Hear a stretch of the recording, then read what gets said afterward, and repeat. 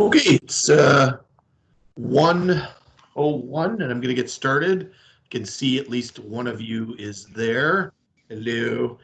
Uh, all right, so this is our first online class. I'm going to record it. Um, as you probably saw in my emails and on my website, I started doing this with Zoom, but the school division has asked now that we use this platform, Microsoft Teams, which I tried for the first time yesterday, and it works okay. It's the video is a little shaky, but anyways, I'll record the video and then put it as a video on my website afterwards as well for everybody. So you guys are welcome to sort of watch along and ask questions and participate just like you would in class. I'm probably going to keep it pretty short today for the first one and sort of lay out a plan for the future, kind of where things are going, and give you guys the chance to answer any questions. I just have to kind of keep watch on what's happening along the side there. But I'm going to start by sharing my screen, and so you guys can see that. And hopefully you guys can see my screen right now and what's on it. All right. So as you guys probably read in my emails, the front page of my website has most of the updates. I just keep updating this front page with all the latest stuff on here, including obviously what I said here about using Microsoft Teams. If any of you tried to get on today but weren't able to really figure it out, I included a set of instructions on how to download using your school account, the Office platform, including, if you were to look at it and scroll down and look at when you get to this screen, you would see that Microsoft Teams is an option that you could have downloaded. Same with Microsoft Outlook, which you guys have a Outlook email account from the school that you can check. In some of the teacher meetings I've been having, a lot of the teachers were asking if students have access to that. So that's there. I also included in this document, since the last time I put it up, more information about using Microsoft Outlook. If you want to scroll through that, that's just an option there. Okay, so what I've been keeping on this front page, as I said, is just all the updates in general about this new schedule of weekly meetings that we can now have, some important information about why you guys should continue to do learning, and then even some links to the specific stuff for each course. And then it goes on, like there's older stuff from the last couple weeks on there as well. You may have seen that I added this page called resources to my website, which has some important stuff here like advice for working from home, the software and getting started, and help information. That stuff would have been on our website normally anyways.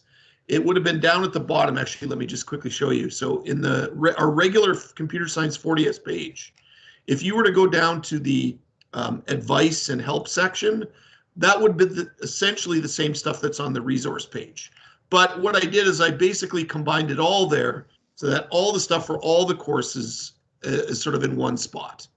And then, so yeah, if you go there, you'd see like advice on how to the article why you should study computer science, and even like the NetBeans installation, the Visual Studio installation stuff, essentially everything.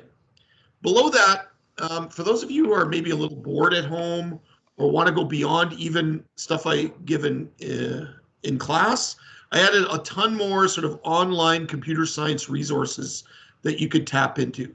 This is also for some of the students who have had trouble getting things working at home, whether it's getting software working or even a computer working at home. I provided more opportunities there. Then just some general mental health advice on COVID-19. That actually came from my wife, who's a social worker, and she found it was from a psychologist as well. So some good stuff there just in general for people. And then finally, just some really good links to the provincial information, stuff from our school division, stuff from our school, stuff for computer science in general. So that's all on that resources page for you guys now. Okay, you've seen me probably talk about it, but I want to sort of go over that again. Just that stuff is there for you. What you guys specifically would need for the 40S course is now updated on our Computer Science 40S page. So I've linked to that resources page. I've linked to the main page, those two pages I just showed you that have that specific information. It's also all written up here. Then under that, I have updated links that would normally be on our website. So I've put all the units down there now. So there's links to all the units and everything down there. You can see that if you were to click on it right here. So obviously recursion was the last unit I assessed for you guys. This was the unit we were in, advanced classes. This is the unit we were going to get to. And then our final project would be below that. Now, as well, note here, right? There's no such thing as unit tests anymore, right? I've canceled those. And any assessment that I had done has now been modified, right? This is a different world now for everybody. In every course, you can't kind of expect to do the exact same course we were doing when we were in school. You certainly can do whatever you feel you're up to. What we want is for everybody to just keep trying to learn stuff. One of the links I had on the resources page was a good reason why you should do that. Like, why should I continue learning?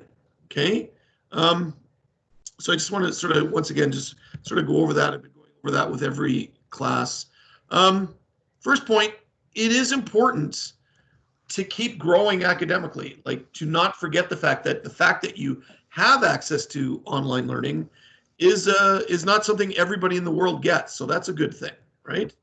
The second thing, I think this one's the most important, is if you're planning on taking more computer science, and I know a lot of you are, you want to be prepared. A lot of teachers in some of the teacher meetings I've been having now, math teachers specifically, but other teachers are talking about in this fall, in September, that they're going to have to change a lot of the beginning of their courses to include a lot more content that would have got covered by the end of this year. So that's going to slow things down at the beginning of next semester in the fall for a lot of you grade 11 students going into grade 12 courses, or grade 10 students going into grade 11 courses. So the better you can stay on track with kind of your learning, the better prepared you'd be for moving on. And I mentioned this to the grade 12 class yesterday. For those students going on into university, even more so, right? Like to go to university, assuming you've taken a specific, say, pre-cal math course, and yet you haven't studied that content, you're going to feel a lot more stressed and behind. So I think that's important. The other ones are a little more of a mental health reason. It's good to feel normal in a time when things aren't normal. So it's nice to see you guys connecting because it's nice to feel normal. I mean, if we think of school in general, it's an expectation to stay on track and learn the content in a course or the curriculum, so to speak. And if you're not, then you're really not doing what that course is at. And then the last one here, the last two, well, the very last one, computer science is supposed to be fun. It's still supposed to be fun. But this one is something that teachers, even right after this meeting, I have a meeting at 2 o'clock with Mr. Pelche and the entire staff, where he's going to go over some of the discussions he's been having with other school divisions and the province as a whole about your marks and your report cards, which is the next phase I wanted to talk about. But I did want to just sort of go over this last point here. Okay, this is also on the resources page. It was in the email, the last email I sent to you guys. I want to be flexible with you guys, right? I don't expect that we're going to do the same things we normally have. So as you guys move through the next couple of weeks, and you maybe want to start, say, that unit called collections, I don't necessarily need you to do exactly all the same stuff we would have done in class. You certainly can. You know that my website generally was already set up mostly like an online course. But this is, I think, a little more of an important point. It was in a Free Press article just this week that high school students, which is you guys, should expect no more than about 3 hours a week per course. Okay, so for my class, computer science, a maximum of 3 hours a week. I'd actually probably recommend even less than that, because I know you guys are balancing other courses, but say a really intense course, like say a pre-calculus math, really you shouldn't expect more than about 3 hours a week working on that course, because we understand that you've got to balance all your courses, and online work has to be balanced amongst the whole family, and there's all kinds of other things to do. Now, this is obviously significantly down. If you were to count what you would do normally in school, going to class every day plus a little bit of homework maybe at night, that's around 6 hours a week. So we basically cut your class time down, your class work down by about half. Okay. So as a result, I can't really expect you to do exactly the same stuff you do as you would do in class. So that's just an important point. That brings me around to marks. Okay. Even as of this morning, teachers have been emailing back and forth, the meeting at 2 o'clock.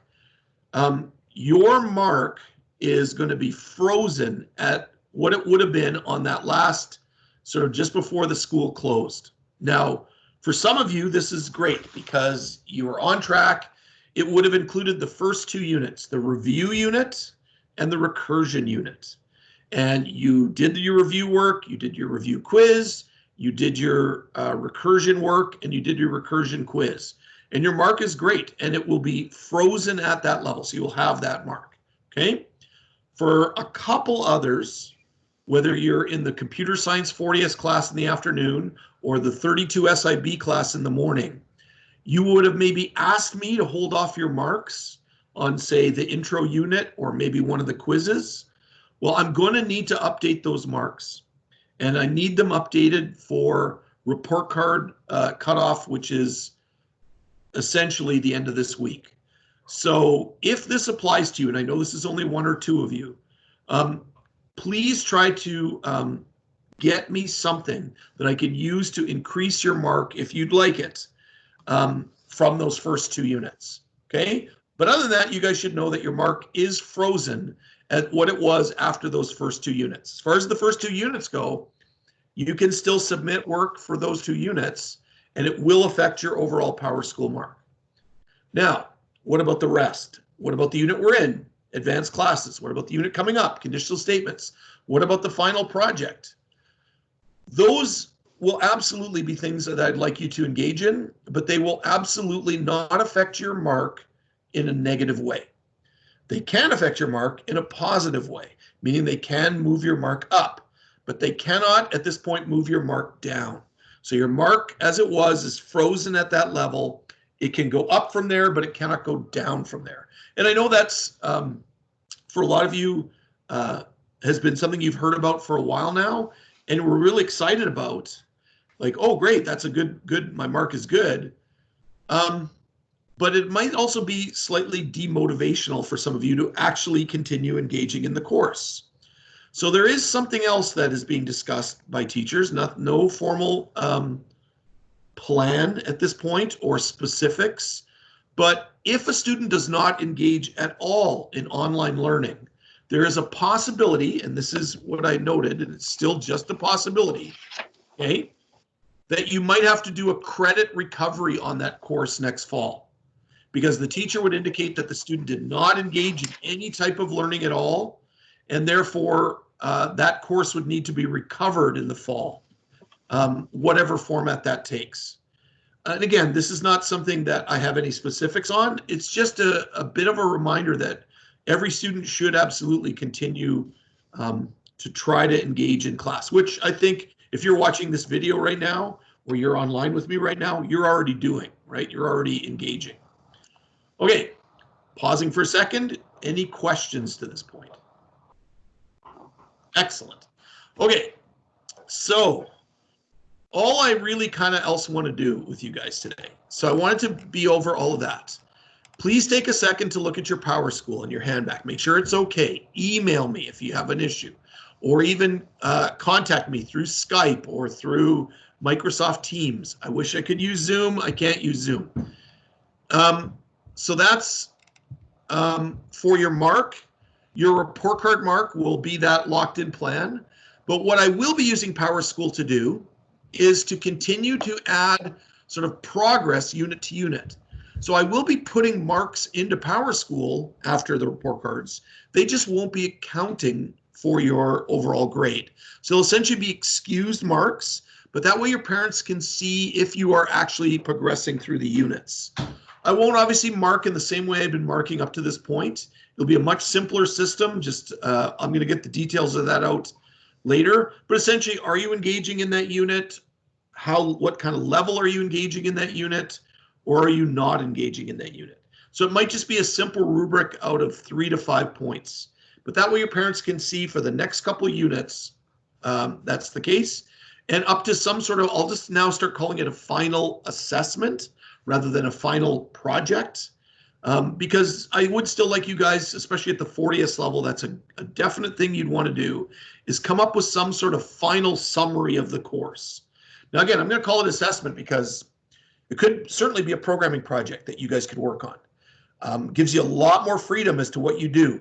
You don't have to necessarily meet all the specific standards that I had set out in the course before. It could be just you writing up something saying this is kind of the stuff that this 40S course was about. Just a simple write-up could be something you could do. It could be a recorded video of you talking about what you learned in the 40S course. But some sort of summative assessment for the 40S course will also be something that I expect that you guys engage in, and your PowerSchool will reflect whether or not you've engaged in it, but it will not affect your mark. Your mark is at that frozen level. Okay, that's my understanding at this point as to how it's going. We're still working out the details at this point as a school, but that's what I have. You may have also gotten some emails from the school about your lockers or picking up stuff. I don't have a ton of information about that, but if you guys have any questions about that, feel free to email me, and I can forward emails along as well to anybody if you have specific questions. I don't know necessarily all the answers, but I can get you those answers in time. Okay, so the other thing I want to do is in our 40S page is beyond the resources, beyond the updated assessments, beyond my advice, beyond the alternative assessments. I don't think any of you in the 40S course indicated you were doing that, but I could be wrong.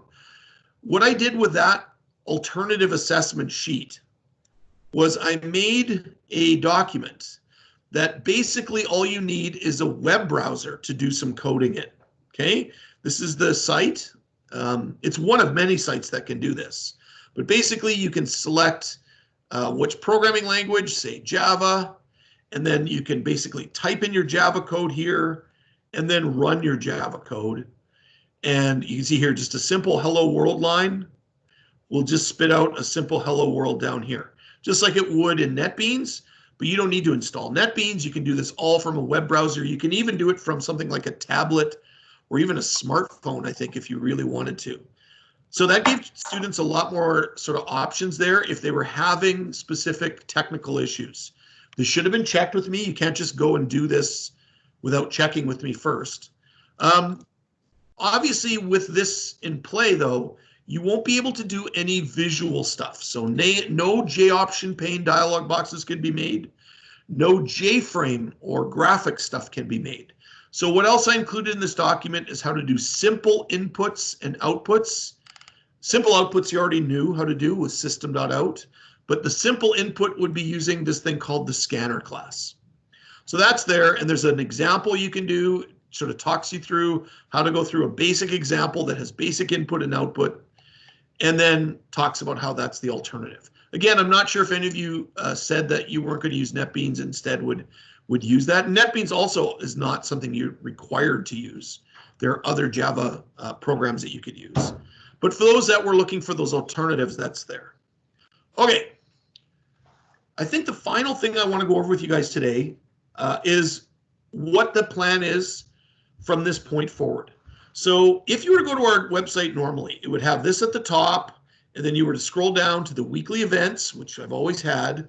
And then after week 7, which was in mid-March, I obviously marked that we were having a school closure.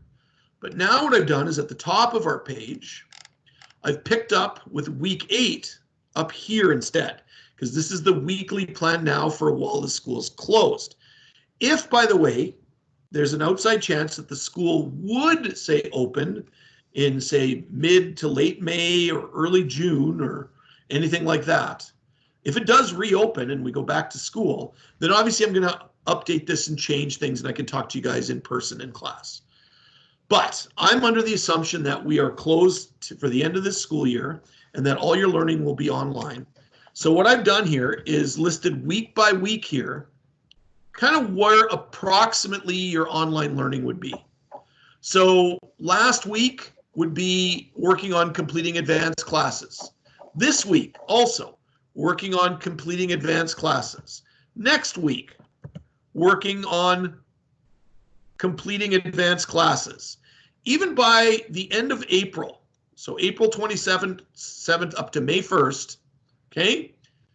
By that point, I think this big giant advanced classes unit would probably be kind of done, and it would be time to maybe start that collections unit by that point, okay? So then by the second week of May, or the first week of May, May 4th to 8th, this is where you'd be working in the collections unit, okay? And if you were to continue the schedule all the way down to the end of June, you can see here, at that point, you'd be working on those final assessments, okay?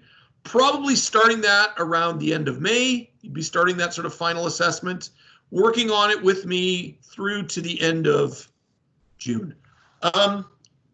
Now, I realize a lot of you are in grade 11, are going to continue this with me in grade 12, but for those of you who are in grade 12, one thing I've recommended for a lot of the grade 12 students, including the IB students I spoke with yesterday, is at this point as well, one thing you may want to start thinking about is, am I going to study computer science related concepts after high school? Okay, because if you're in grade 12 and you're going to university next year, or you're going to Red River or somewhere else, and you're going to study some computer science concepts, this is your last chance with me to maybe get some advice, get some resources, get some help to prepare for those things.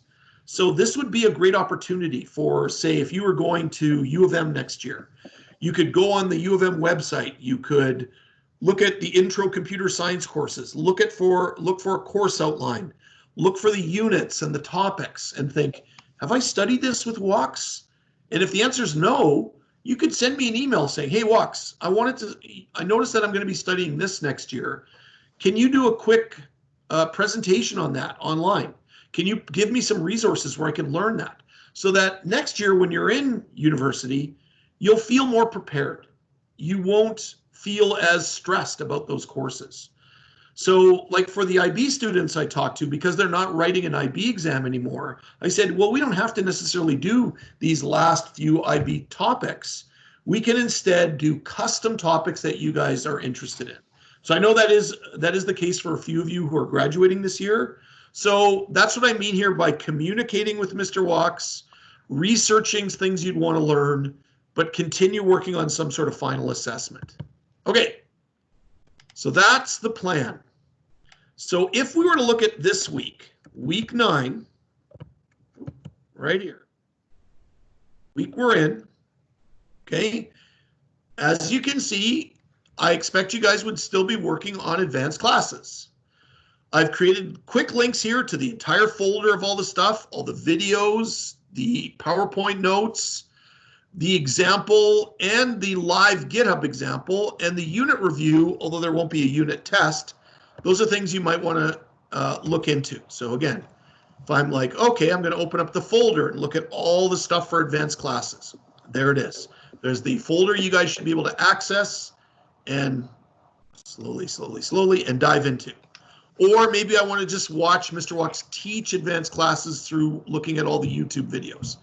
So I've connected to the playlist of all the videos I've made for advanced classes, right? And I'm not going to let that run right now. Or maybe you just want to read through the PowerPoint notes, like a little online textbook. Read through the PowerPoint notes on advanced classes. Maybe you want to just work on the example. So what I've done is I've connected to a PDF of an example of me going through this in the past. And I've connected to the live GitHub example, the one we were doing in class. However, obviously we had to stop that one when the school closed. So what I'm going to propose for next week, week 10, is I'm going to continue the example online with you guys. You guys are welcome to join in. You're welcome to follow along.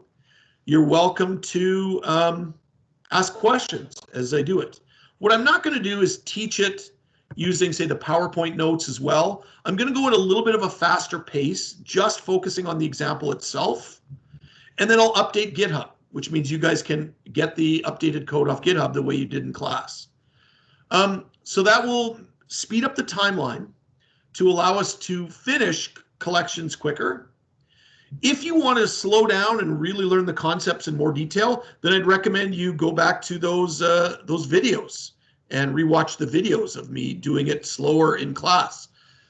But that's what I'm going to propose we do next week, is when this time comes around next week, I'm going to go on and I might even finish the entire collections example next week. And if I don't finish it next week, I'll finish it the week after. And I'll also do the assignment that went with it as well, just to give you a quick rundown of what you would have done in class and the assignment you would have done as well. And you're welcome to follow along with me and then submit it as counting as you completing that unit. There won't be a quiz, so that will be that option. And then by the beginning of May, as we finish up the collections unit, as we finish the advanced classes unit and start the collections unit, I'll probably do the same thing with collections. This is sort of my plan at this point, is to do that. When I have finished an online class, I will post the video of it, as I will post the video of the one I'm doing with you guys right now. If you happen to miss the class that week, you can go back on and watch it at your leisure. Whew. And I just said the word leisure. So